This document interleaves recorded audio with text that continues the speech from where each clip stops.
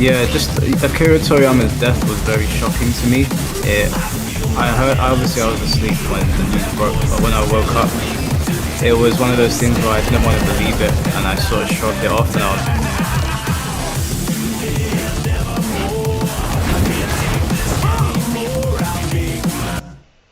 Oh, B, sorry about that. I was watching it as well, and then, fucking went pressed. I didn't even press it. Can you believe that? We're enjoying the video, and then fucking cut the intro. So anyway. It's like, it's one of those things where people are posting about a dead celebrity. They do it about Jackie Chan all the time, and I'm always like, it's not really funny to joke about someone's passing, but it became very clear after a while that my phone kept pinging off, because obviously everyone in my friendship group knows me as the Dragon Ball Z guy. And when the news obviously sunk in, when I heard it, I was obviously upset, but it didn't really sink in. And I sat there in the morning thinking about it, and I had a shower earlier. I'm not embarrassed to say I had a little bit of a cry when I was in the shower, like one of those cries where you sort of just look up, that popular Vegeta gif where you're just looking up at the rain. And I was thinking about all of the bonds that I've got because of Dragon Ball, and all of the friends I've made and still have, even some of my friends that have passed away that I made through Dragon Ball, and how Toriyama, basically without knowing, he probably doesn't know because he was such a private man who was very disconnected from the world, that he had a hand in raising an entire generation of men. And I know women watch Dragon Ball as well, but when I was growing up, it was predominantly watched by boys. And there wasn't a lot of things around back then, or even now, probably to even more, like, it's more prevalent now. There's not a lot of things around that instill the kind of discipline in you that a show like Dragon Ball did. Dragon Ball is the reason that I got so heavily into fitness. I know that it influenced tons of guys today to go to the gym. The whole saying that, oh, this guy looks brolic, actually comes from Broly, because of Broly's aesthetic in the legendary Super Saiyan film.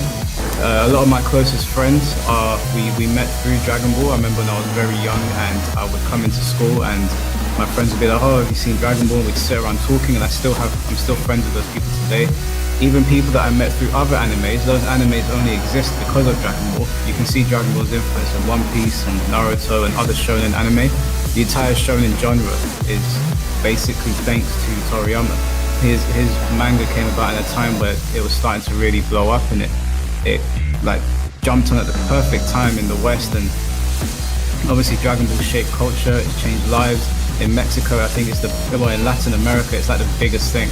I saw today that like Argentina was just shut down, people in the streets celebrating his life. I heard stories about how the cartel just completely called a ceasefire. There's been no murders or something like that. I don't know how true that is, but I really wouldn't be surprised. Even when I went to central London, the streets were packed with people with Dragon Balls and posters. And even in the world of gaming, his influence was so like unmatched. There's so many games. If you just look at Tekken and Street Fighter, you can see Dragon Ball's influence straight away. You can see Dragon Ball's influence in the final battle of both Tekken 7 and Tekken 8, even down to something like the Hadouken, the hand motion, the Shoryuken is very similar to Goku's Super Dragon Fist. So yeah, his influence over the entire pop culture as a whole is unmatched. The only time I ever saw people this upset for a celebrity passing away was MJ, and I think this might, from what I've seen, this might even be worse. I don't know if it's because I'm very much involved with like the anime community, but it's a lot of people have been contacting me because obviously my room is Michael Jackson, yeah. But like my room is full of Dragon Ball stuff. I have Dragon Ball tops. I've got Dragon Ball slippers on right now. I'm wearing a Dragon Ball top. Most of the time when people buy me Christmas presents, it's Dragon Ball or One Piece related. Get ready for the even next my battle. mom, she like said to me, oh, I heard about what happened to the Goku man, because she didn't know his name. And she said to me that when I was a kid, I was a very moody looking kid. I didn't really smile at people very often. The only time that she would catch me smiling is at 7 o'clock every day, 7 p.m, Toonami, Dragon Ball Z. That's the first time to see in the day me cracking a smile, just glued to the TV. So yeah, his passing is it's a massive deal. Like people are gonna continue mourning him. People have been re-uploading the Dragon Ball GT opening song. I'm sure you've probably seen this. It's like such a famous song, and yeah, it's just a massive loss. It's a massive shame. It's really nice to see that. You know, obviously I'm 31 years old, and I think to people that don't understand what Dragon Ball is about, they just see two aliens punching each other, and they're like, oh, this is just typical boy stuff. But there's so much profound messaging in Dragon Ball that really, if you pay attention to what they're talking about, and you can pay attention to how the characters are designed, because they're saying in Dragon Ball, one of their perks, I guess you would say, one of their abilities is that when you beat them down, they automatically get stronger when they get back up. And it's like a metaphor for, like, you know, you get knocked down 8 times, you get up 9 times, and you get stronger if you do that. And I think that because there's not a lot of shows like Dragon Ball these days, I would encourage any parent, if their kid's gonna get into watching cartoons or anime, put them in front of Dragon Ball first, and you know, let Dragon Ball take it from there. But yeah, I did a tribute to him on my channel. That looked weird. It's obviously very upsetting for me and the people around me, but even in the gaming world, because I know we're going to talk about Evo in a second, his influence is just unmatched. So, yeah.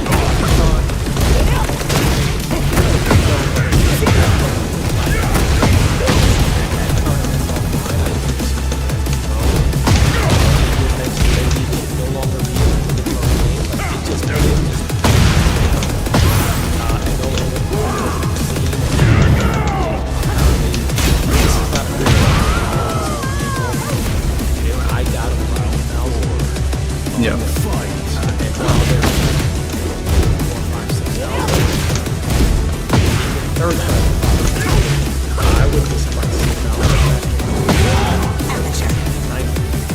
Yeah.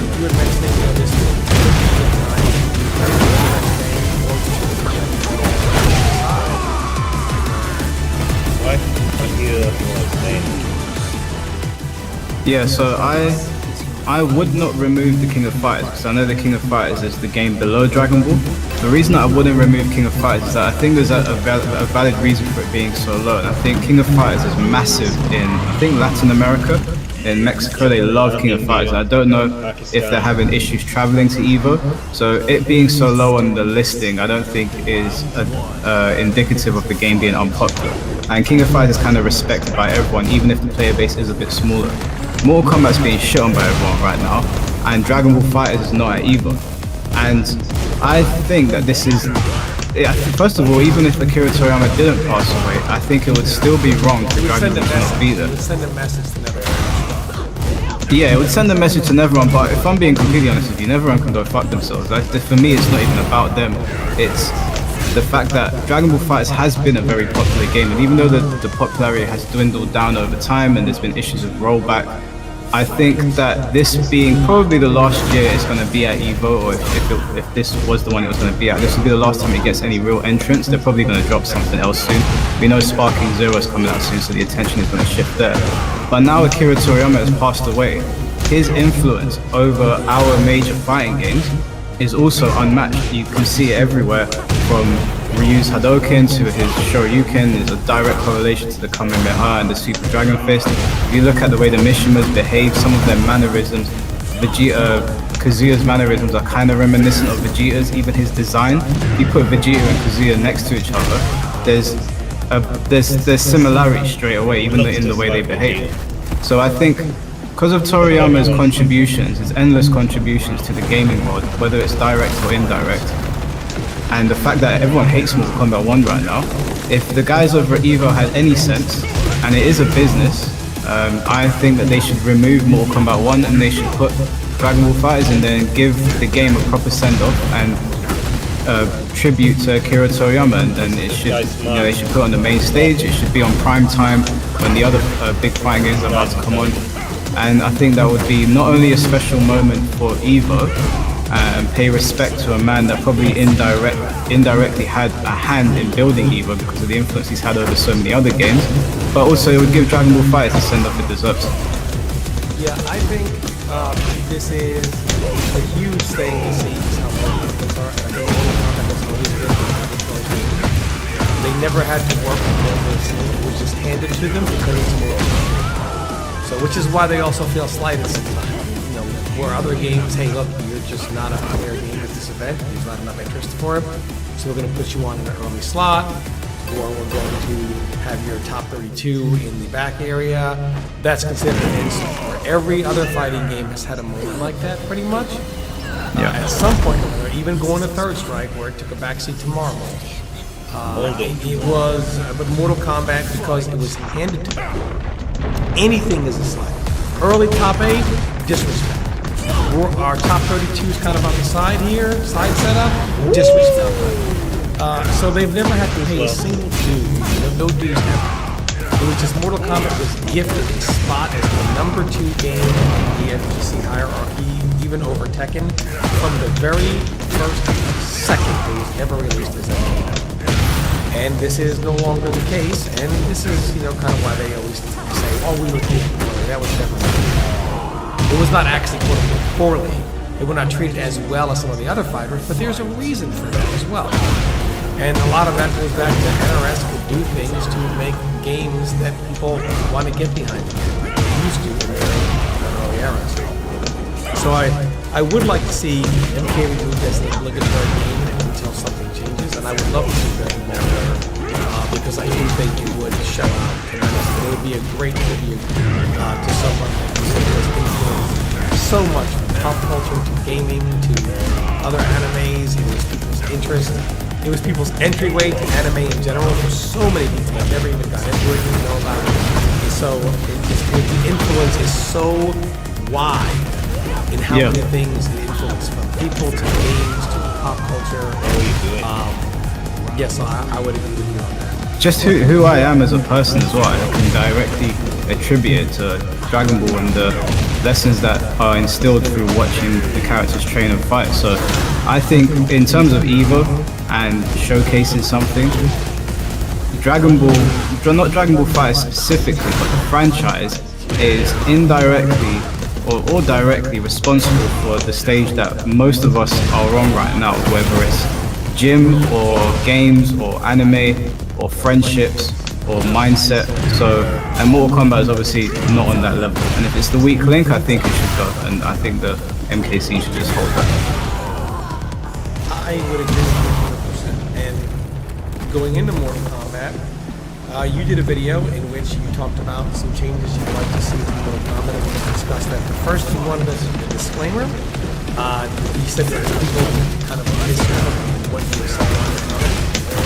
Yeah, so there was a couple people, it became very clear to me that Mortal Kombat 11 was probably their first fighting game, and then obviously transitioned into Mortal Kombat 1. And one thing that was brought up a few times, not too many, I think most people got it, but there was a couple that didn't, so in case...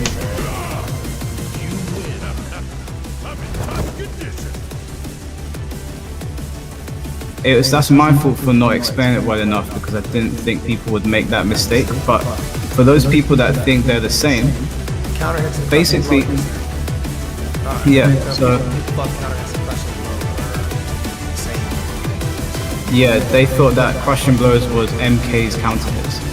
So in MK11, there are a couple moves that operate as counter hits that activate the crushing blow, but the crushing blow mechanic is a gimmick mechanic that is activated through several different conditions. For example, Noob Saibot has a crushing blow that is almost inaccessible because of the way they designed the moveset. There's no reason to really stand block against Noob Saibot in the first 2 seasons of the game before they made everything open to customize.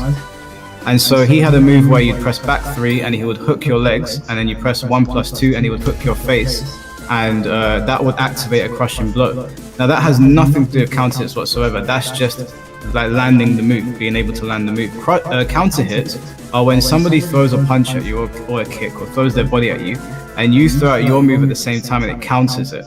And so crushing blows did not operate that way. There were some moves that operated that way, and so they would fall under the counter hit banner. But across the board, that's not how counter hits work. And the reason that counter hits are so important for fighting games is that it gives an otherwise plain move new applications and new ways to apply it. So an example that I used in the video is Steve's back 1. It's just a normal punch if it's landed without a counter hit, and you can combo it with a couple more back 1s, but you don't get much damage for it. When you get a counter hit of that move, it turns into a launcher, and so it suddenly makes that move much more dangerous because it's a very fast move. So say for example you had a character like Melina who's very good at whiff punishing. imagine how much more dangerous Melina could be if you had counter hits, because if she's good at whiff punishing, like Street Fighter where they have two versions of counter hit, she could get another type of counter hit and it would open her up to new combo possibilities. But the problem with Mortal Kombat games is that they're so bare bones and they're so lacking complexity that whatever you do on the stage, the moves don't change no matter where you are on the stage. Even with the character that I use, General Shao, his stand 2, which is his axe, where he sort of pokes you in the face with it, that would be an excellent whiff punish move or counter hit move that could maybe allow you to go straight into back to the launcher, rather than doing 2-2-2 over and over again, or 2-2 into knee. And so that's why counter hits are important for games. It's not something that you would attribute to identity. You would attribute it to a lack of effort on NRS's part, that they just didn't include it. Before I weigh in on counter I wanted to talk about solutions to the problem of Mortal Kombat. I want to just talk about the NRS side of the problem. I want to identify the problem, and then we'll talk about solutions. So there are two core issues here. NetherRealm Studios, the reason why the games have been so watered down since MK11 and so bare bones and so simplistic, and why you don't see much power outside of maybe a couple of characters, and even those characters are very linear, with deviations out of play, is because NRS is afraid of making a broken game, quote-unquote, broken game. So things are very simplistic, they're easy to figure out within a week, and they'll never change because there's only one route to do them, and why power is very scarcely distributed. Now, they don't want characters having multiple ways to also use powerful tools. They want it to be a straight line, which is very simple, very bland gameplay. They are, for lack of better words, afraid of making a quote-unquote broken game. If the fans of Mortal Kombat were to vote on a poll, the best Mortal Kombat game in the NRS era, not for money, just gameplay, they, not sales-wise, MK9 and MKX would win by a landslide over 11-1. But NRS looks at these games and they say, well, our problem is these games are broken. They believe that a weakness of theirs is our problem is we designed moves that are too powerful. And a core problem is they took a strength of theirs, knowing how to give powerful moves, and they thought it was a weakness. Giving a powerful move, NRS is great at. The broken part of it is you then have to apply common sense when assigning that power, which is where NRS was lacking, not in, we're re-giving the mystery powerful. So a great example is an armored launcher. It is an extremely powerful move. I don't mean an armored move that knocks back into the assist launchers. I mean a move where the armor move hits and you are launched. It is an extremely powerful tool. It is not broken though. However, if you say, you know what, I'll make the armored move overhead. Oh, and by the way, this character also has an armored low, so when they're knocked down, they're doing 50-50s on wake up with how they're going to get up, with one of them being a launcher. And let's make this armored overhead launcher, let's make it -12 with a lot of pushback, so only a Jedi can punish it consistently, and even they might miss it sometimes. That then makes the move broken, because it is powerful, and then you combine it with another, make it a 50-50 scenario in some instances, make it extremely safe, although quote-unquote technically punishable. If you just took a move like that and you said, you know what, it's not a part of a 50-50 scenario, you just, if it's blocked, there's no pushback, it's -20. It is a powerful move that is not broken. NRS has lacked the common sense part of it. They have identified that the problem is we just give too much power, not realizing the problem has been, and the scenario I mentioned actually did exist in an NRS game.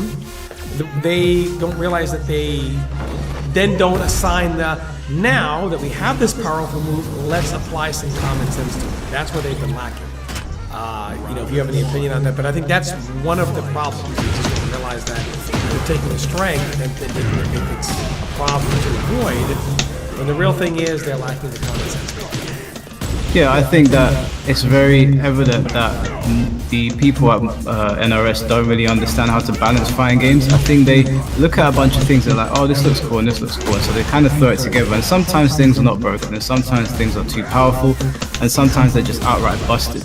And then the problem is that because they don't understand what they've done, they listen to the community feedback And they're like, okay, well, we'll just strip all of this stuff away, and so that problem will no longer exist. And that then creates another problem, because it's like, well, you've made it boring now. And I understand that game design is very complex, and I've dabbled in it before, so I get why it can be difficult. But at the end of the day, if you're putting out a game that's supposed to be a AAA competitive fighting game, and they do sell this to you like it's a competitive fighting game, otherwise it wouldn't have its own pro competition, it wouldn't be at EVO, they wouldn't do the combat cast in the fashion they do, because that's clearly geared towards the more competitive hardcore crowd. You can see from the views on combat cast versus the views in the trailers. Then you need to get people on your team that understand how game balance works. You can even get people that play fighting games on a regular basis to draw comparisons. The problem that I think the Mortal Kombat players have is that they seem to attribute Mortal Kombat's lack of complexity to its identity, which is really silly, because any game can be stripped away. That has nothing to do with identity though. Mortal Kombat's identity is not tied to whether moves are broken or not.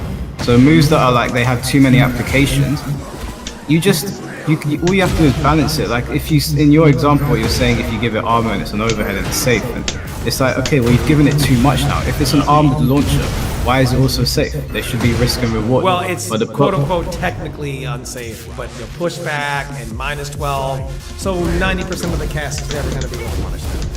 Yeah, so essentially it ends up becoming a safe move and maybe hiding behind the guys that it says -12, which is not, this is useless basically. There's no point in them even telling us that. Then what they need to do is they need to look at the damage that a move does, look at how people access it and its applications, and then look at the risk factor of it. Okay, I land this knee is going to launch this person, it's also got armor on it. The character launching, let's say it's General Shao for example, he launches you, he's going to get 40% from this with a low execution combo. Okay, cool.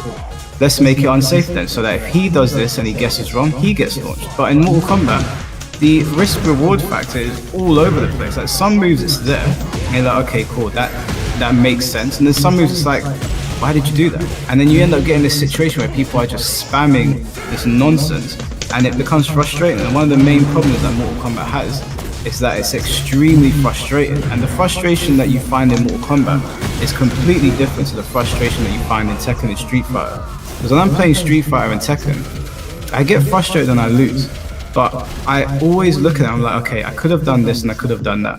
But I'm still a little bit annoyed that I lost. But when you go to Mortal Kombat and you look at certain things, you're like, there was nothing I could have done. And so the frustration is different. Yes. And to your point about the identity being it's simple, we hear that a lot, right? Oh, we know it's simple for casuals, etc., etc. Well, there's something I want to, that's problem number 2. NRS does not realize they're in a different era of the game. One of the main reasons, again, why the game is so stripped down is if we make it too advanced, casual player will be turned off by it. They're not going to understand what's going on. They're not going to understand how to apply these tools or how to get out of it when they're done to them. And this is kind of their thought process. And I want to play a clip very quickly. You've heard it, and then I want to come back and talk. It's a clip from a friend of mine, Raxi, does ARPG games. Some of you guys who watch it may know this. But I saw this video and I thought this is NRS. Let me go ahead and roll the clip right now. Some gaming devs correlate not having a lot of time to playing a game to being a stupid person. Just because somebody is casual and doesn't spend a lot of time playing a game doesn't make them stupid. So when I saw this, I thought immediately, this is NRS. Where here's a development studio who correlates being casual and or not having a lot of time to playing the game to being stupid. So if you put these other things in these games, that it makes it more advanced and all these possibilities now, they're going to be turned off by it, and Mortal Kombat, their formula has been simpler the better. But fighting games have changed. The entry level of an average fighting game player today is significantly higher than the entry level years ago when the simplistic formula of Mortal Kombat was created. But they have not changed their design philosophy to match how players are today. Even if you've never played a fighting game, the information, access to this as to why things are happening to you and what you can do about it, etc., is right there. People can buy the game, play it online against people constantly. So it's much easier to learn, to get into. Players have a much, they come in at a much higher entry level than ever before. NRS is still like, no, because they're casual, they correlate to they're stupid and this things will turn them off. Those are the two biggest issues. The one about they think things should be powerful, but I do feel like they do look at it like casual, not a lot of time to play, correlate that to they're just not smart enough to deal with this kind of stuff, and it will turn them off. Yeah, I think that game design philosophy is something that's become very prevalent in the West. You don't see it as much in Japanese games. I think Japanese developers understand that you can make things easy on the surface. Like, for example, Tekken is very easy to just pick up and play because you can button mash, you've got the simple controls, characters move very fluidly. But then they also understand that the staying power is in making the game complex and giving people options and making it so people need to come back to learn to get to the next level. Problem with NRS is that they want to cater to the casuals, fine, whatever. But they, like your friend said, like, being a casual does not mean you're stupid. It doesn't mean that you don't want to learn more. It just means that you don't want to become a professional player. You want to sit in your bedroom. But people that want to sit in their bedroom still want to get good. I don't particularly want to compete anymore. But I want to get good at the games. And so I'll turn to a game like Street Fighter. I'll turn to a game like Tekken. Because I know it offers me layers to indulge in. Mortal Kombat doesn't. I'm still able to do every single difficult combo with Shao Kahn on Mortal Kombat 1. Every single difficult setup. I can pick a cameo and learn them in 2 seconds. I literally turned it on the other day to do the video of the breakdown I was doing of showing people moves and that.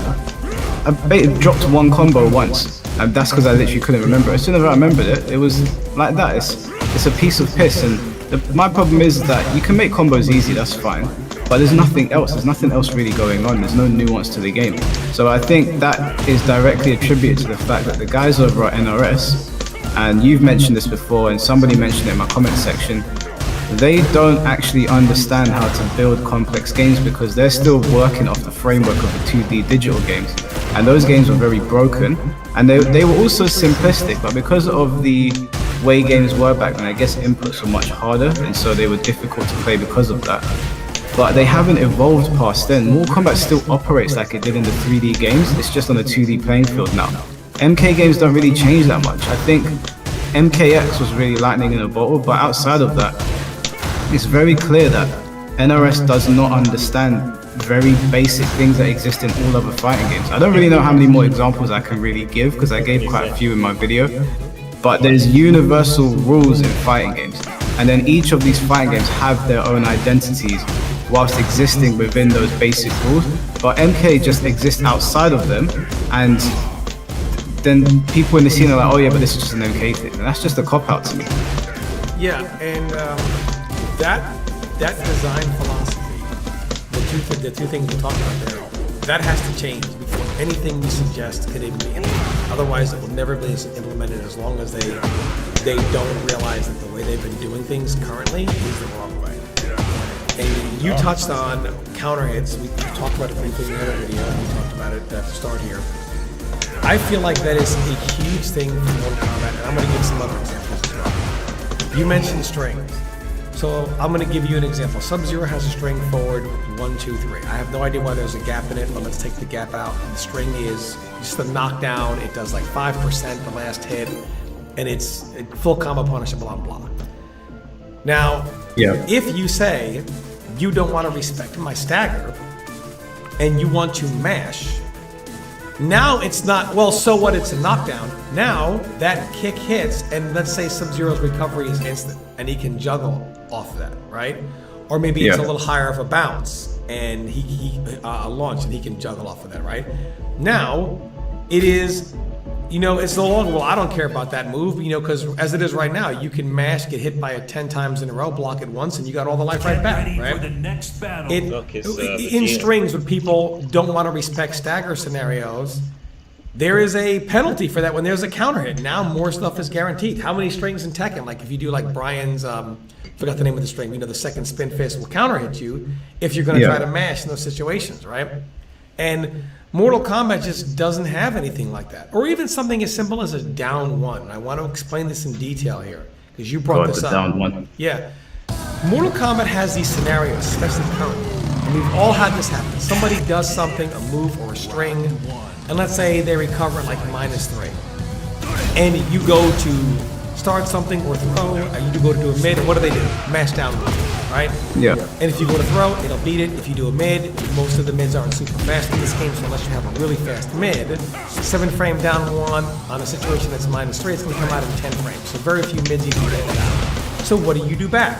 You down 1. They don't care about that down. This is why people will do like a 2-hit string or something, stop it early, backdash. Those are low negative frames. They're forcing you to down 1. Then when you do, they basically pigeonhole you into your most risky yet least rewarding option. And imagine if something like a down 1 on counter hit, you could do like a down 1 into a special. And some characters, you know, if you had a safe special, it probably wouldn't be a combo starter if NRS was smart, you know.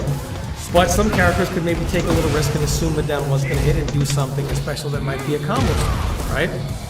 And it opens up a layer of depth. It gets rid of that, I don't care about this, another layer, or like you said, whiff punishing, right? A character that's a good whiff punisher now opens up more possibilities.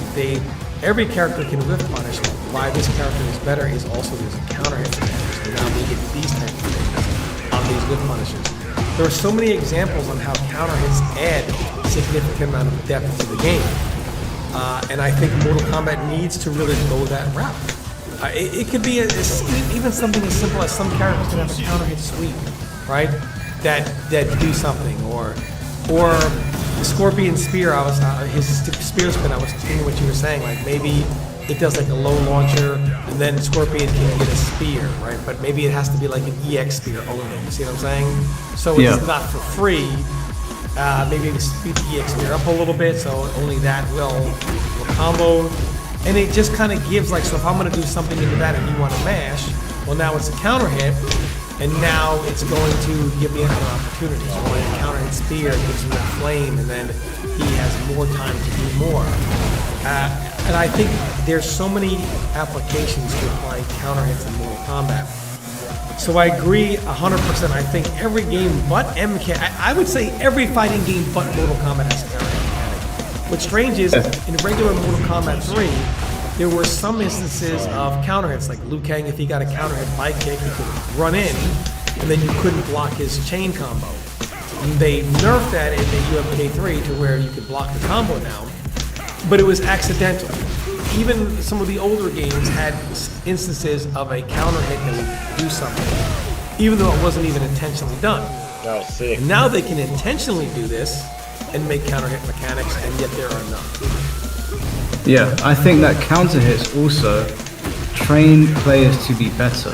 So the one thing I've noticed is that it's very easy for people that play Tekken to pick up Mortal Kombat and understand it very, very quickly because it's so watered down, or even Street Fighter or Guilty Gear, because there's not a lot going on. But with Mortal Kombat players, when they transition to Tekken, they have a much harder time, and it's not so much that there's that shade on them, it's just the nature of the game. In Mortal Kombat, you can get away with mashing because there's less consequences. In games that have counter hits, you become afraid to mash because if you keep on mashing and it's not actually your turn, you're just going to keep on getting counter hit and you're going to die much quicker. That consequence does not exist in Mortal Kombat, so it incentivizes players to basically turn their brains off and hope for the best. And the worst part about that is that hoping for the best in Mortal Kombat sometimes actually works out for the best because there is no counter hit to really punish the player. An example of this is I use Feng Wei in Tekken 8. And if I plus on block and I go into forward Kempo and I press forward, Feng Wei kicks you in your legs. On a normal hit, it will just kick you and Feng will be, he'll be plus on block, but it won't be he can't get a combo from it. But if you are mashing and the Feng does that, you fall onto the ground and he gets a free shoulder which goes into heat, which starts his heat mechanic, which Feng's is already very powerful, and suddenly the player is they're in a dire situation where they can now die. The next hit could potentially kill them. But with Mortal Kombat, those consequences don't exist, and so you get a lot of people mashing down one, mashing it after a move, stealing turns. Turn stealing is a big problem in Mortal Kombat. Because there's no consequence for trying to turn steal. Yeah, there's no consequence, whereas if you included counter hits into the game, and someone's mashing down one and you know that's coming, and you counter hit them, and they now go from eating 30% to maybe 39%, they're gonna suddenly be like, okay, I better stop doing this because I'm just gonna die in 2 hits. So it creates a very juvenile player base. Like the player base just doesn't get how to behave in like other fighting games where if you go from Street Fighter to Tekken, you understand, oh, I shouldn't mash it because I'm gonna get counter hit. If you go from Guilty Gear to I don't know, like even Tekken or BlazBlue or Grand Blue or any of these games, even some arena fighters, you understand I probably shouldn't mash it because I'm gonna get counter hit and I'm gonna die. But that just doesn't exist in Mortal Kombat, and that's not an identity thing, that's just NRS are being lazy. Yeah, I agree. And another mechanic you brought up that I agree on is throws. You made such a great point about this, that in 2D fighters, MK kind of walks in between both worlds here, because in 2D fighters, throws, normally you can't duck a standard throw, but in Mortal Kombat you can. Yeah. So for one, they already have the ability to duck under them, which is very strange for a 2D game. But then it's a competitive fighting game. It should be based off skill. Now, obviously, there are guessing situations still, but the throw mechanic also opens up to just a random guess factor. Because, for one, you have to make the guess, you have to make the read that the throw is coming, and then even if you do, in general, making a read that a throw is coming and trying to tech a throw, and you are mistaken on teching the throw. If they do like a quick jab string, you might mistake this for the hand coming out to throw you, or get Tom, you cut out there for a second. Just go back to what you're saying about guessing. What I said was, there are situations in which, you know, you will, when it comes to throws, that, you know, there are skill-based mechanics and then there's just a random guessing mechanic, right? So, if you go to tech a throw in Mortal Kombat, even if you make the right read and go to tech, there's still a chance that you might still be thrown. Now, sometimes in trying to make the read for a throw, if someone does like a quick jab string or something like that, you might be mistaken for a throw and get comboed for it, right? In Mortal Kombat, though, you still assume that risk, and okay, well, I assumed that risk, but I knew the throw was coming and I got the throw, I made the right read, you get thrown anyway.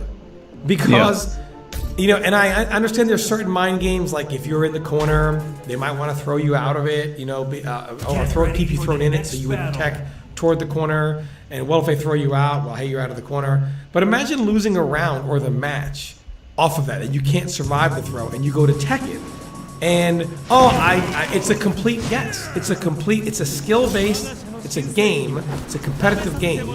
Why you would introduce that type of a luck factor or random guess factor in something as simple as teching a throw? And Injustice is Yeah, Injustice actually got it right.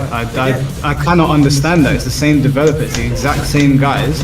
They managed to nail it in Injustice. When I saw it in Injustice, I was like, okay, these guys have learned from their mistakes. This is fantastic. And then they went backwards, and I was like, and then someone said to me, yeah, it's a Mortal Kombat thing. I was like, oh, just shut up. Yeah, and one time with Paulo Garcia, the designer, said, MK9, I've never seen those be a problem. But again, as the competitive scene is growing, you want to get as much as the random factor out of the game. And I'm not saying throws are a random, you got random out by throws. My point is that the match on the line, you go to tech the throw, and you got thrown anyway because you guessed about the throw, you made the read, but then you guessed wrong on the direction. It just makes you feel robbed, and not like, you know, not like, oh, this guy in the end, he just clutched it out. And I just feel like things like that, they need to get rid of. Yeah, I think people are giving throws a pass in MK1 because they were even worse than MK11. Because MK11 had escape fail, so if you now guess wrong in MK11, you might lose 30%, which was absolutely absurd. I couldn't believe they did that. But that doesn't give MK1 or any other Mortal Kombat game a pass. At the end of the day, yes, throws are in and of themselves a guess. When people are going for a throw, you're guessing between strike and throw in any game. And yes, even in Tekken, there's characters like King where they get you in chain grabs and you have to guess. But that's King's gimmick, and that's a gimmick of a chain grab. I have less of a problem with that, even though it's annoying. We understand the mechanics of a chain grab. But the initial grab, if you're not going to have visual indicators, because I showed in my video, Scorpion grabs the same arm twice. And I'm like, in a 2D fighting game, it shouldn't be a visual indicator, it should be a one-button tech. That is universal for every 2D fighting game, even the 2.5D ones like the Budokai games. They have a one-button tech. Even Smash Brothers, the game that we can't even agree on it being a fighting game, manages to get the idea down correctly. But for whatever reason, Mortal Kombat doesn't, and then you'll have some people saying, oh, if they change it to one-button tech, that will completely destroy the game plan of characters like Liu Kang and Kung Lao. And I'm just like, what planet are you living on? Why would that destroy their game plan? That makes no sense. It's a universal change that will benefit the players. It helps the players. It's not about the characters. The game should not be luck-based. There should be an element of luck, obviously, in grabs, because if you have a character that chain grabs, I understand that you have to now guess when the second sequence begins, but the initial grab should not be completely random. I agree, and I think that kind of stuff should just come out of the game. I mean, the formula is there for them to copy, and I think the goal should be to make it as skill-based as possible and remove little quirky little random guess factors like that. No, but do you know what I would really want to ask them? I would really love to ask them to their faces or over a video call, why did you decide to do it in Injustice? And what is the justification for doing it like this in Mortal Kombat? If they can give me some sort of justification that makes sense, then fine. I can't imagine a reality.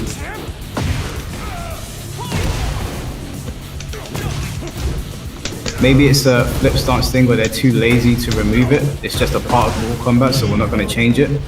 But the fact that they got it right in Injustice, the fact that even the tech window was good in Injustice, you can see someone go for a grab and you can tech it, but it wasn't so slow that the person couldn't get their grab off.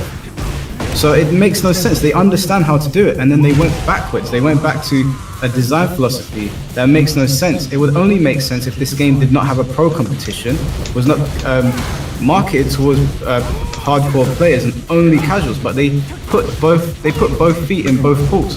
And so I'm just like, if Tekken and Street Fighter can market it to casuals and still have a hardcore player base, and Mortal Kombat is considered one of the big three, and it's supposed to exist in that realm with those other two games, why did they do this? Exactly, I would agree. And another point you brought up is, and you talked about this many times, fireballs. There's no flashing. And you gave many examples on video. This is a standard in every 2D game. Even Tekken, that's 3D, fireballs clash.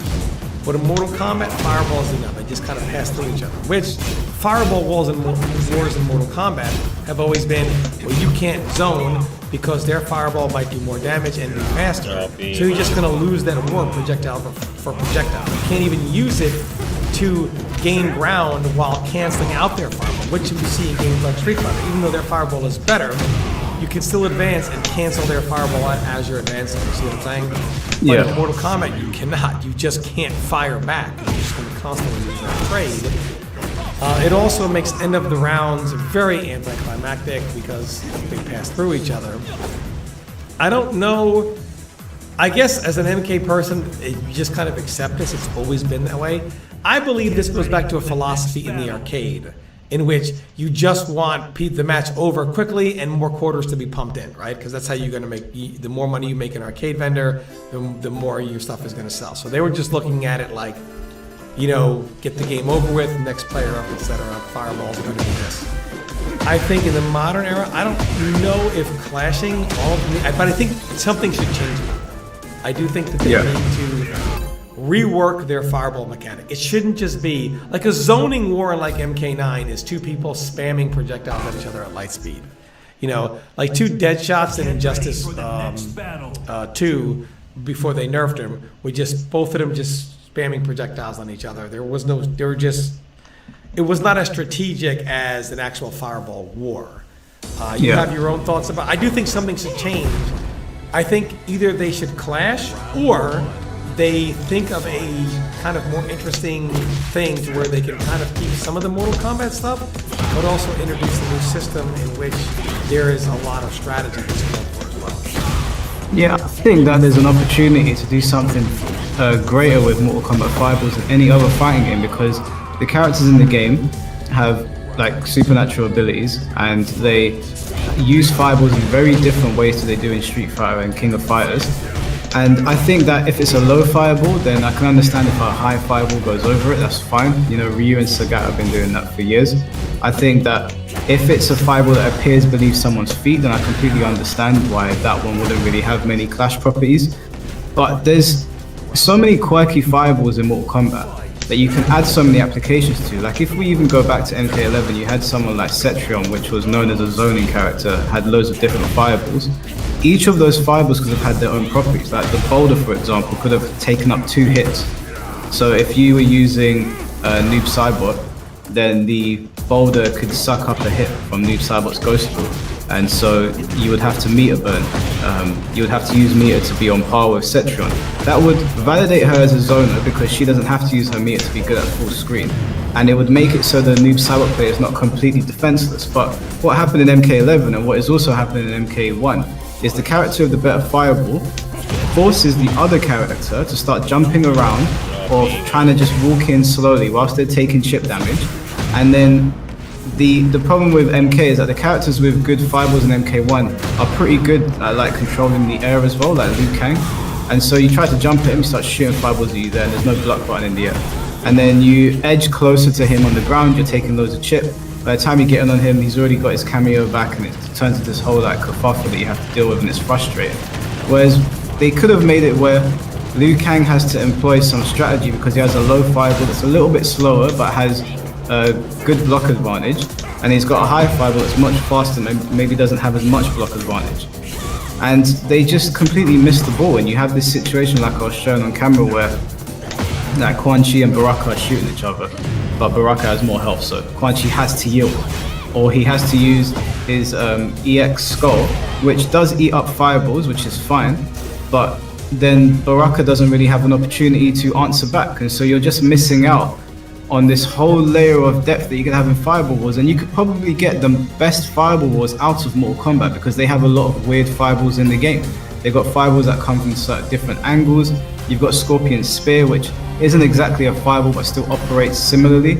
So it could have, maybe Scorpion Spear could be very weak to fireballs and it loses to them, but you could add other applications to it, and that's where like counters come in as well, where if you're having a fireball war with somebody and you add applications to the spear, say for example Scorpion could jump and shoot the spear going downwards, directly downwards at someone, that could change the fireball war for the person that is shooting the fireballs over to you, because now Scorpion's got other properties because his spear doesn't clash the way other people's do. And there's loads of ideas you could go with because there's so many different types in Mortal Kombat. So they completely miss an opportunity. And also what you were saying with closing out the round. I remember watching Street Fighter 4 and even Tekken 7 actually with Akuma and Geese. And they start shooting fireballs and they've got 1 HP and it's like, oh my god, who's going to win the fireball war? In Mortal Kombat it's like, oh, they shot a fireball, whoever's got more health is going to take it now. And that's it, it's over. So it's just that, it's missed opportunities. Yeah, I look at it even from the perspective of Sub-Zero. I'm a Sub-Zero guy. They could speed up his ice ball so it's not super slow, so it wouldn't, it probably wouldn't even freeze him, ice ball, you know? Or maybe it would, but it would be, if plasma clashes with it, you know what I mean, it doesn't have to be super slow.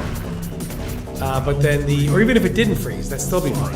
And then the EX1 is extremely fast, you know, and eats your projectile and freezes you. So it's gonna cost them a bar to do it. It's extremely fast, so obviously you can say, okay, I'm not gonna shoot a fireball, I'm gonna bait it out and probably bust the bar.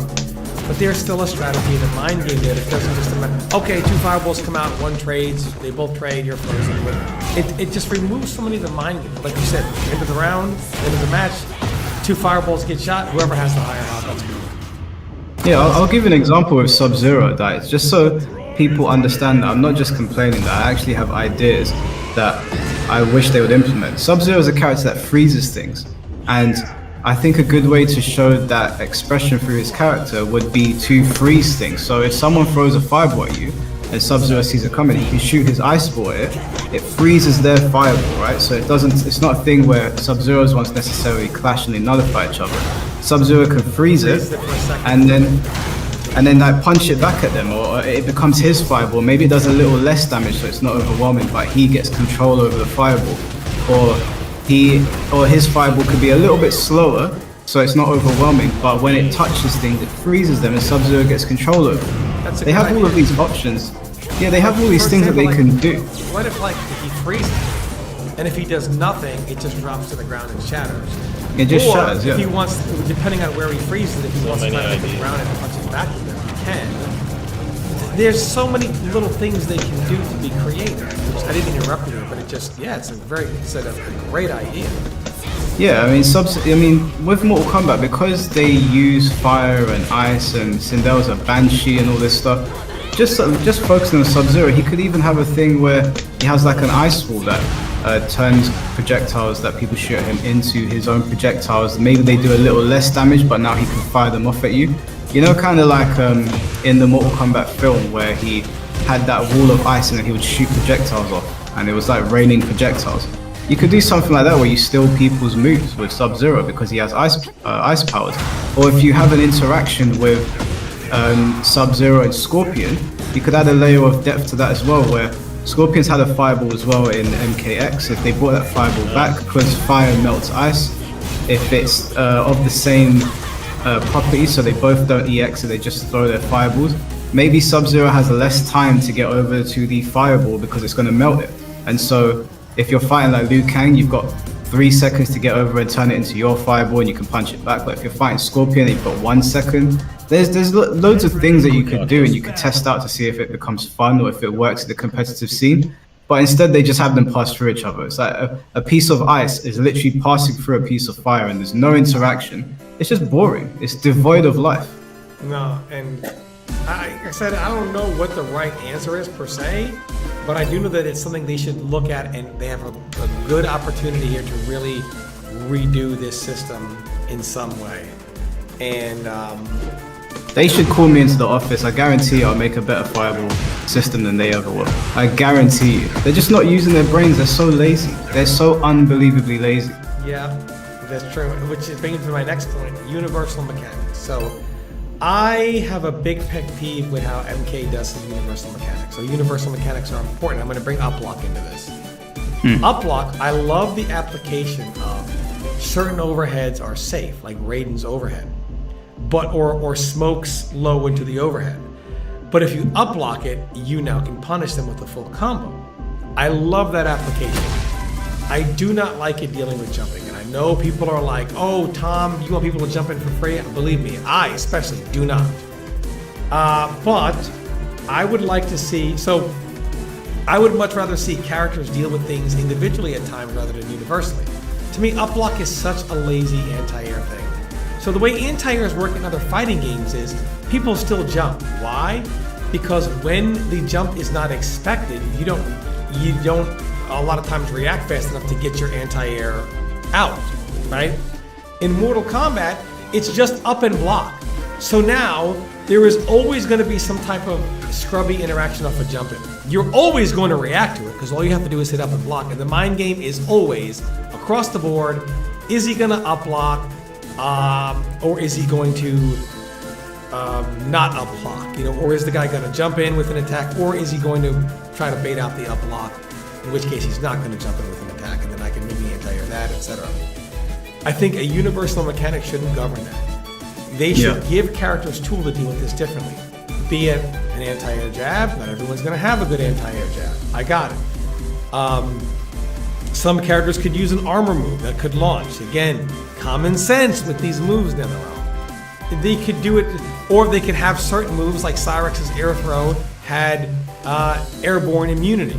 So as long as your character is considered airborne, you can do certain moves that have immunity to airborne opponents. You know, there are all kind of creative ways they can do it. I get it. Well, Tom, they made uplock because people were jumping in for free in MK11. That's because characters' individual anti-airs were not very good.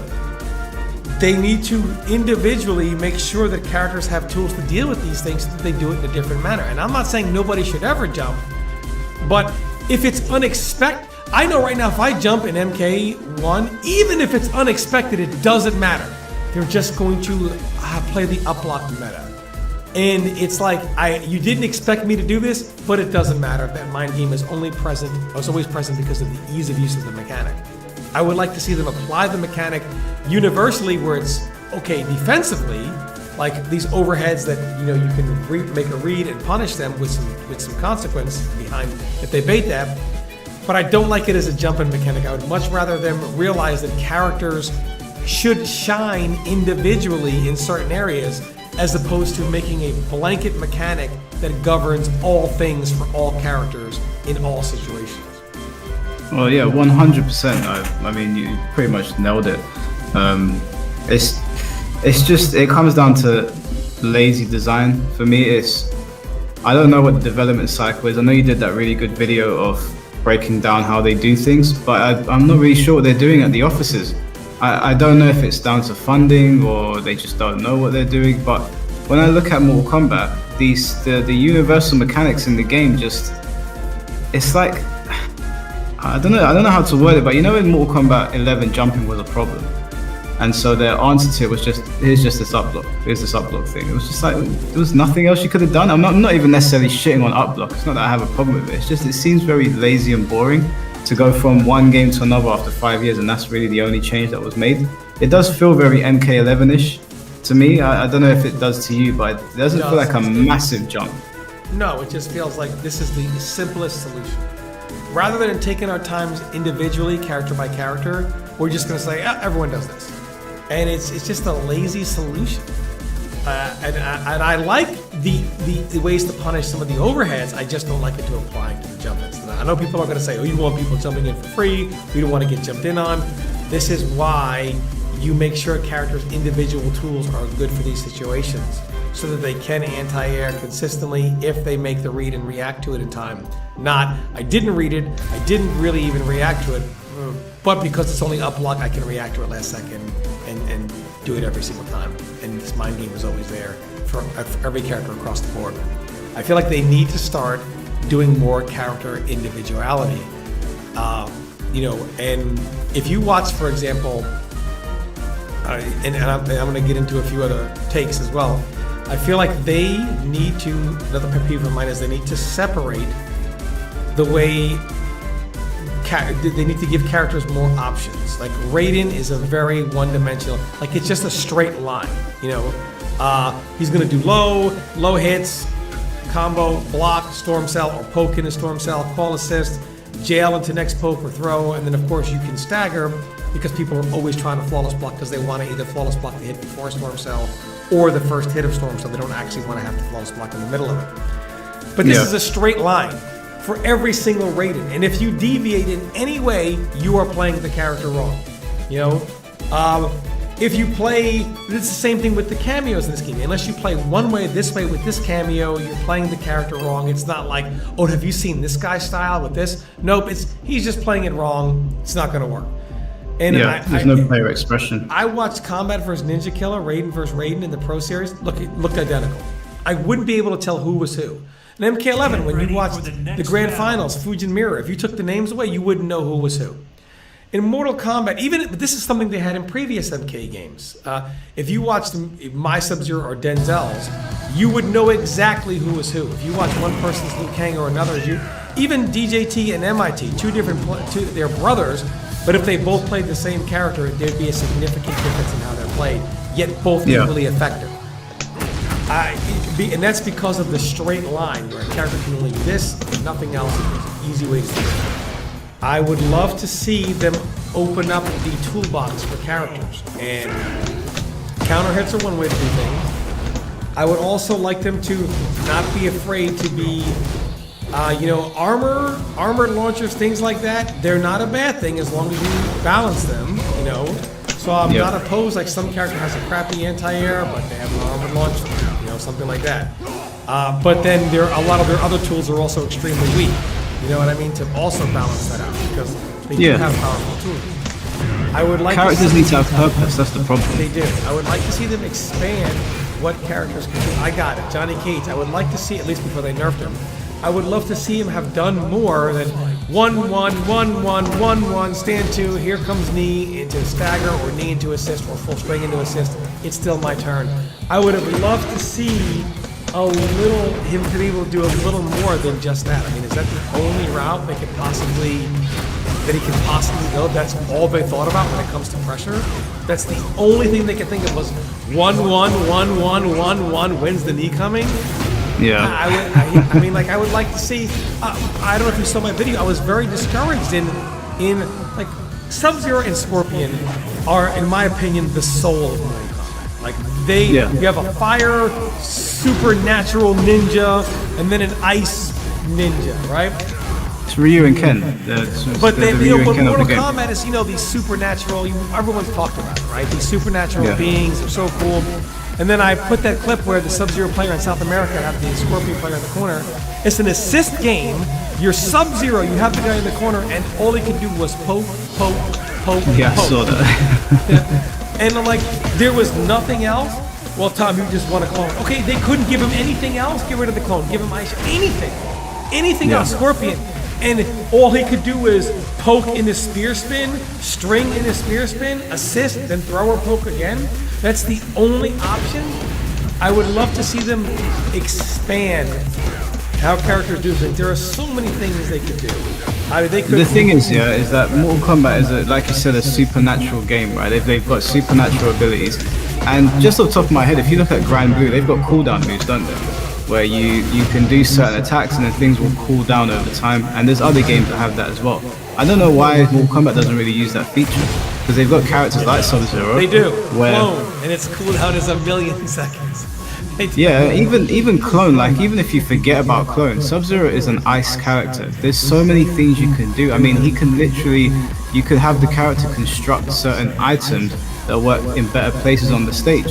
So he's had an ice sword before. In the corner, maybe he decides to build himself a spear or something. Like, you should make it so the characters have strengths at different.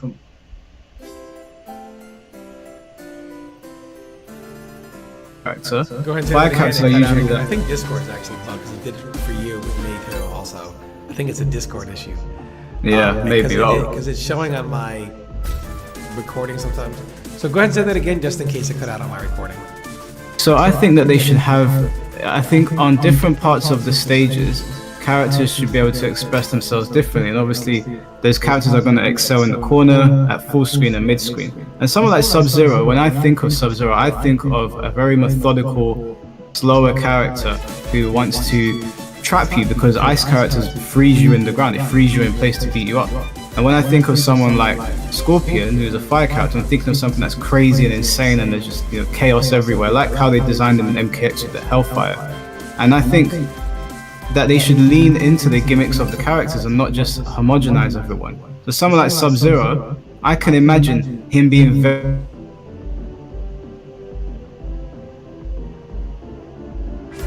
freezing things around the stage to make it hard for you to move around. And I imagine Scorpion is someone that is trying to just be in your face and punch you up and teleport behind you and throw you into the air. But they don't express the characters' personalities through the movesets. The cop-out answer would be, well, it's a new universe and he's no longer Hanzo, so he's not crazy anymore. And I'm like, well, then I'm sorry, make him crazy. Like, turn Kuai Lang into a nut job. Like, what do you want me to say? The story mode is good, but the story mode is not going to carry the game for the next 5 years. It's the gameplay. So the gameplay needs to come first, and then the story can come second. But what they've done is Hanzo Hasashi doesn't exist anymore. So the psychotic Scorpion that we've had for many years outside of Invasions is gone. So him being insane in his moveset, I guess, doesn't really make sense anymore. So he wasn't insane in his moveset in MK11 either, though. So that doesn't really matter. Yeah, I mean, well, they've watered down Mortal Kombat anyway. But if they were to go back to its roots and go back to what the characters used to be and then express it through the movesets, I think that they kind of nailed Scorpion's aesthetic in MKX. He had his ninjutsu stance where he was focused on his swords and mid-range. They had the Hellfire where he was just like resetting you constantly, you couldn't get him off you. And then you had Inferno where he was summoning Hellspawns, and it was perfect. I was like, right, they've nailed his personality. There's 3 good fighting styles here. Inferno was obviously weak, but the design was pretty good. And they could have expanded on that, but the problem now is that if they go back to variations, my worry with NRS is that they don't seem to understand that characters should have core moves that don't get removed, so that one moveset becomes superior to the other. They need to have core moves and then flesh them out so that one version is a grappler, one version is a Zoda, one version is rushdown. But again, they don't understand that. I don't even want to just- see that how can because they get- I don't want variation because I think variation should be gone. I don't think they can make that work. I would like to see, like, take Melina for example. She has got so many, and when I say give these characters, open up the toolbox, these characters have so many tools that are not even in the game. But Melina, they have invented these moves. Melina has her ethereal teleport. She's got that. She doesn't have that in this game. That's gone now. She had some stuff that she had in Ravenous. That's not in this game either. Like some of her low throw or other moves that she had in Ravenous. That's not in here either. So they made moves that are just not. Reiko. I fail to believe that Reiko should be played by running away throwing ninja stars. That just doesn't make any sense to me. If you're going to make him a grappler, then make him a grappler. Have him come in and say, you know what? Command throw is mid. On counter hit, it does more damage. EX command throw on a counter hit is going to launch. That. So I can understand. I wouldn't give it armor, but it has a purpose. You see what I'm saying? And I would. He has so many other moves that you could use to have him get him.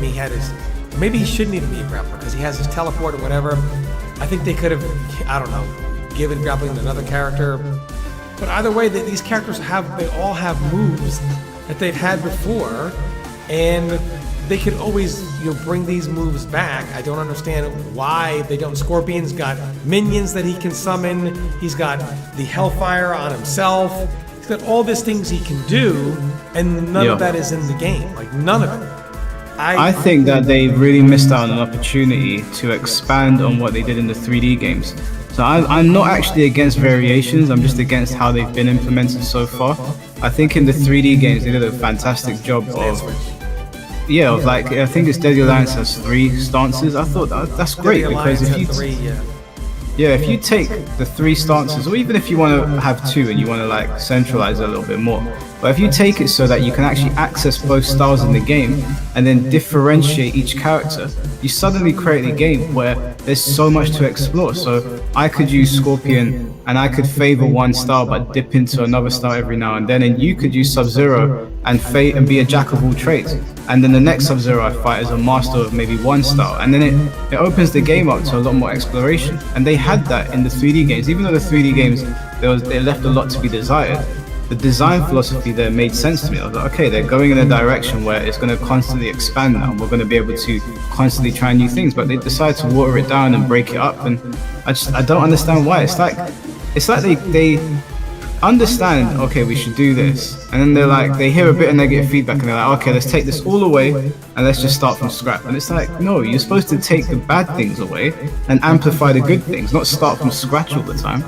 Yeah, I would, and I agree. And like I said,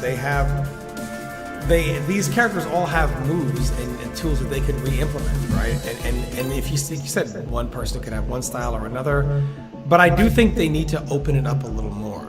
Again, it's not even like they have to create it from scratch. These moves all exist. Like you could literally have Kung Lao with low hat, orbiting hat, dive kick, teleport, some of the hat trick stuff, Z hat. Think of all these moves these characters have that they can pull from, right? To give them, maybe one Kung Lao is really good at doing this or that, but then all those to one trap more, or one, you know what I mean? I don't even want to say variations. Sub-Zero, one has ice shower, one has ice cone. I don't know. I mean, maybe variations if they can get it right, which I don't think they can. But I do think that there should be an expanded moveset, and also take into account, to take into direction, you can do more than just 1, 2, 3, 4, forward, 1. You can do down, forward, down, back. You can add moves. You can add strings. They can do so much. It doesn't need to be as simplistic as it is. I would like to see them pull from, if it's a character, that character is going to be able to use anything they've ever used in MK history. Like, you'll never play Brian and he doesn't have a mock break or all this stuff. No, they took that out. He doesn't have a mock punch anymore. Like, no one does that. But Mortal Kombat does. I would like to see them put all the characters' tools they've created over the years together into one character, and think of how much freestyle you can have. You would never have the same experience twice playing the same, character. This guy does this guy does this guy abuses that. People are going to develop the character according to their style, and they're all going to use certain tools differently. Some tools may not be used frequently for one person, but they're used a lot of another person. That and because it's all there, they need to pull from it. That's one of the biggest changes I would make is pull these ideas you had that are good, and instead of ripping them away from the characters, give it all to them. And there's just so much you can do with that. Yeah, I think this goes back to NRS insulting the intelligence of a casual player, or believing that casual means stupid, like your friend said. I think casual players are in large to thank for a lot of cool tech that you see online. A lot of cool things kind of pop up from people messing around and testing things out. It's not always pro players. More often than not, you'll find casual players on their YouTube channel, because I'm also a casual player. Even though I delve into the complexities of games, I'm not a pro player, so I would be sitting in my room and I might discover something. Like, I discovered some tech on SKJÄLFA 5 for Algo. I was really the only prominent UK Algo player, and I didn't start competing straight away. I was in my room doing things on my own, and I discovered a couple of things that people then started using as like a bog standard thing with Algo. And I think if they abandon the idea that casuals are stupid, because they're not, then it will allow them to basically be like, okay, let's not worry about people not being able to play our game. What they need to worry about is not making execution difficult, it's not making the game simplistic, it's just making the game feel free and making it flow well. Because the criticism of Mortal Kombat is that it's very stiff, and that actually turns casuals off. When they go to Street Fighter and Tekken, they're like, oh, this moves very smoothly, I don't feel like my feet are in mud. That's something that they could work on to improve the player experience of the casual.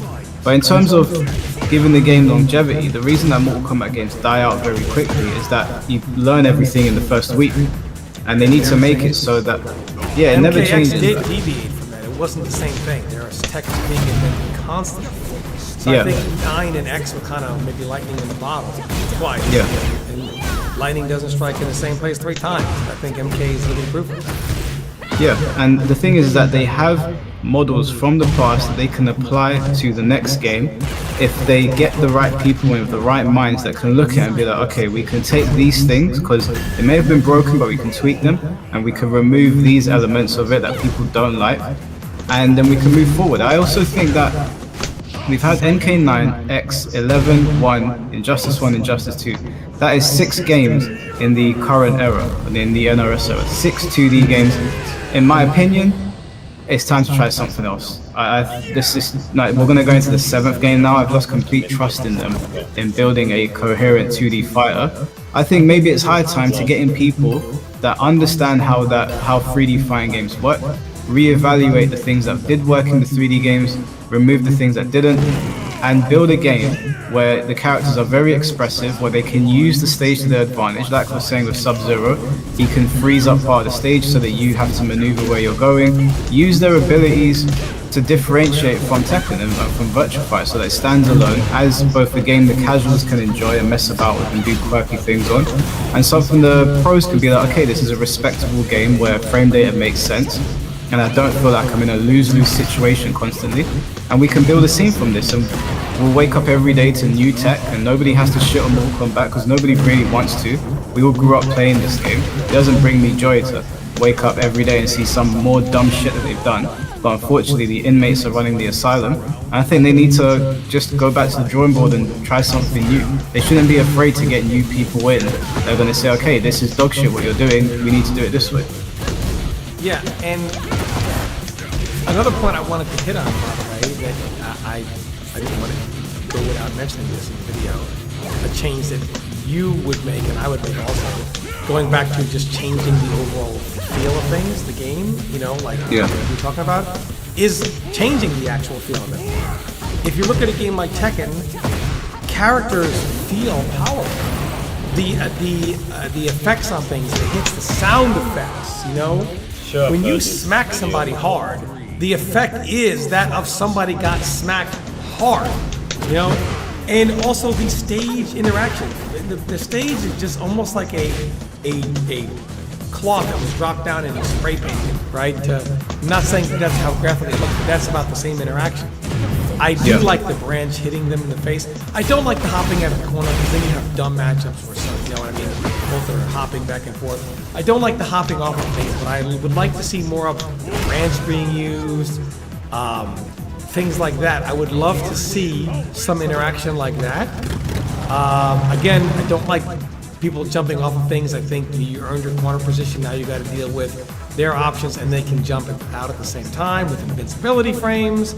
That's not a good idea, NRS. But I would like to see some more stage interaction and the feel of the game. Powerful hits feel powerful. The effects look cool. And the music, especially the overall feel of the game, needs to change. NRS, I think, has been at one time, you know, they would have these powerful looking moves and the screen would shake and all these cool effects, and now it's just, you know, a quick little like slap, and it's like a devastating move, but it sounds the equivalent of like a slap in the face. It's I don't like it's that. nowhere near what it used to be at all. It's there's the one sound effect I do really like in MK1. I'll give them credit for is there's one animation in particular that I always see and I'm like, I wish they'd do more of this, and it's when Scarlet does her, when you do crushing, what they call the super moves, fatal blows, and you know when she sort of brings you in and she pierces your chest, that impact and that sound is really cool, and the way they shot the fatal blows, I actually think they were pretty cool, and that sort of impact and that sort of violence I think needs to be spread across the board with the moves in general, even in normal attacks. Like I was demonstrating General Shao and how like he's got these stupid looking sweeps and a stupid looking kick, but when I look at General Shao, he kind of reminds me of Kane. Like he's got that sort of Kane build to him, and Kane was always famous for his big boot, and when Kane hit you with it, or even when Test with Kane or Undertaker would hit you with the big boot, it was like massive impact. And it would have been nice for them to transfer a little bit of that, because you can see in Tekken the WWE influencing King. When King pedigrees you or RKOs you feel it. Like he even goes into heat, so it's got an even bigger impact.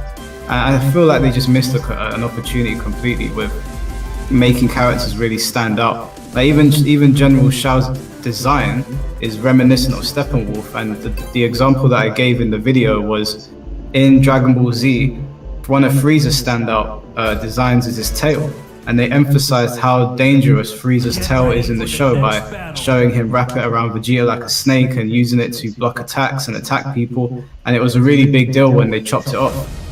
And they did the same thing with the Saiyans when they were turned into great apes, and so I think those things are really cool because they're unique to certain characters, and it gives that part of their body its own personality, its own characteristic. And they designed this version of General Shao to look completely different from the torso up, but then didn't utilize anything. And I was just a bit like, what was the point? Why did you do that? Is it just because this was meant to, in my opinion, it was meant to be Injustice 3 and you did a switch at the last minute and that's why he looks like that? Otherwise, what was the point in giving him horns? Yeah, you could have almost like a there was a character in Dead or Alive, Fast, that had like a buffalo horn where you would go in and launch, you know? You could have given him a move like that or something like that, you know? Where a non-EX just kind of gorges you, but as an EX it launches all the way up in the air. Like there's just so many cool things they can do with it. They gave him horns, but Did it again, man. you don't even notice unless you pay close attention because they play no part of the match whatsoever. Yeah, I would agree to that 100%. And even his axe, you know, in the end of the round, he sort of throws it and it comes back like Thor's hammer. And I'm like, why didn't you do that in the game? Why can't I throw my axe at somebody and I call it back like Thor's hammer? Like in God of War, you know when Kratos throws the axe and it comes back, it has that really cool delay and then hit into his hand. It sounds impactful, like the axe made a loud sound when Kratos grabbed it. And I'm like, well, you could do that with Shao Kahn, or you could do a thing where this goes back to counter hit. So say I throw the axe on a normal hit, it just hits them normally, I can call it back. Let's say that I counter hit, the axe gets stuck inside them, I can call the axe back with their body latched onto it and start a full combo. Like, it's just little things like that where I'm sitting there looking at the characters thinking, I can think of 100 cool things to do here. What were they thinking at NRS? yeah, it goes back to what I thought when I talked to you about this with Shao and MK11 when the game first released, that I was like, who decided to make Shao Kahn a character that does sweep. You know, Yeah, I just couldn't. like- Yeah, that put me off him. That's why I didn't play him. Like it's just like where that like you just took the soul right out of him. Like people don't think of Shao Kahn is nothing. They think about power hits, right? Powerful Yeah. attacks, and yeah, it wasn't the case. And Yeah. another thing you mentioned, and I really wanted to hit on this because it irritates me, is the fatal blow. So I don't know why I understand every game is going that route. Tekken has Rage Art, Street Fighter has Revenge Meter, Street Fighter 4. Every game has got some type of comeback mechanic, like, you know, that's something super or whatever it is. In Mortal Kombat 9, I didn't even. one of the things they were praised for was, I got it, you had Cyrex one-touch kill, but that was a character thing. There was no system comeback mechanic. That was, I think, even those that had problems with the bugginess of the game, NRS got high praise for that because they were the only one that didn't put a comeback mechanic in. And then they just said, oh, you know what, we'll just, and then even in MKX they didn't have that. And then they said, you know what, we're gonna go comeback mechanic, Fatal Blow comes in. In this game, man, I don't know if it's better or worse. I mean, I guess it's better than it was in MK11, but Yeah, it's definitely better than 11, but it's not great still. it's not great because, for one, they have tremendous reach. And when you block them, they have this massive pushback, and a lot of characters can't even punish. And while I'm not a fan of Fatal Blows, if you're going to put them in the game, one, there should be no pushback, and two, they should all be like minus 30 and easily punishable, or at least minus 20, easily punishable. And I don't know what their obsession is, you know, and it should not come back. It should not come back. You know, it can come back the next round if it hasn't hit yet, but it shouldn't come back. I think this is, again, one of those scrubby mechanics that just, like in Tekken, I got it, you still have Rage Art, but they're gonna die when they use it. The match is over when it's blocked, you know, because you're just not gonna have the life to survive. Mortal Kombat already gives you the break. So if you have 3 bars, you're still gonna get another shot. But they shouldn't be able to do that and then the Fatal Blow comes back on deck. I don't agree with that at all. I mean, Well, it just it teaches players how to be lazy again. That's why other fighting game communities, you know, not to sound elitist, because I made a whole video trying to welcome MK players over to Tekken, but the fact of the matter is that Mortal Kombat trains people to be lazy. It doesn't instill good fighting game fundamentals in people, and Fatal Blow is a big proponent of that. It's like, oh, I've done my super, and there's a bit of pushback, and maybe they didn't punish it, and I'll have it back in 10 seconds, and I've got a breaker. It's like, where's the discipline? Like, there has to be risk and reward. There has to be consequences for your actions. Why are they getting it back in 10 seconds? yeah, and I think that's one of the last things that I would change. I really feel like if NRS minimizes some of the scrubby stuff, like the way the Fatal Blows are, some of them are only punished by range. They reach so far, and then they push back, and then the most you'll get is like a ranged move or something like that to punish. They don't care. It's a slap on the wrist, and then the Fatal Blow comes back in 10 seconds. They should all have no pushback, all be heavily minus. I think even the most hardcore of defenders of Mortal Kombat agree with this. And then the throw mechanic. Those are the two things that I think I would change to get. Let's get some of the scrubbiness out of the game. And then the other things we talked about, you know, like counter hits, or you know, just expanding the moveset more, fireball things, having characters just be more true to their form, you know. Yeah. I think if they did all of those things, they would see a massive, massive change, as long as they apply common sense. You know, I know you talked about people that say we're negative or whatever, but you have to understand, things don't change by being quiet. There has never been a situation in history, be it in real life or gaming, in which people just accepted what they got and said nothing and allowed the game to sell tremendously, and somehow something changed.